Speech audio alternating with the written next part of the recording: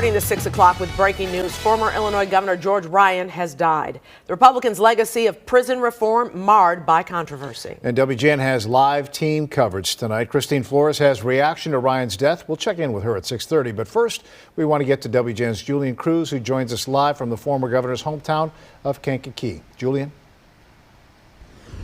Well, Ray and Micah, George Ryan's loved ones gathered here in the family home, consoling one another. We saw them stopping and hugging each other on the driveway as they grieve their loss, but not yet ready to speak publicly. George Ryan's remarkable rise to power and subsequent fall from grace, leaving behind a mixed legacy. Good morning, gentlemen and ladies. How are you this morning?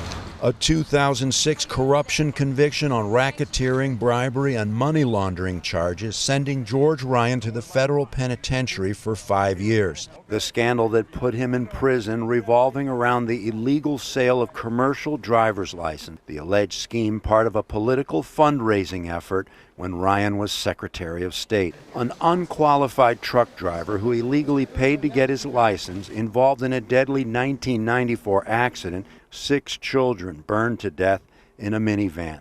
But historians may argue that the 39th governor of Illinois will best be remembered for ending the death penalty in our state, commuting the death sentences of 167 death row prisoners, forming a special commission to study problems with the Illinois death penalty.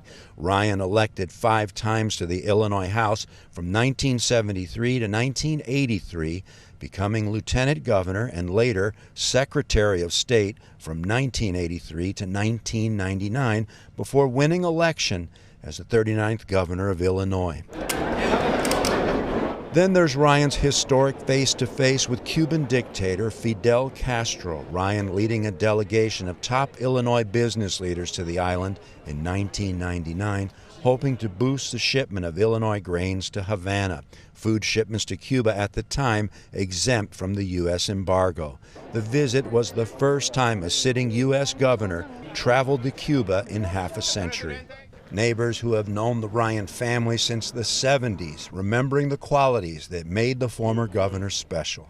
I think he was a good listener, and that's why he decided to do the death penalty, because he had talked to these prisoners, and decided so.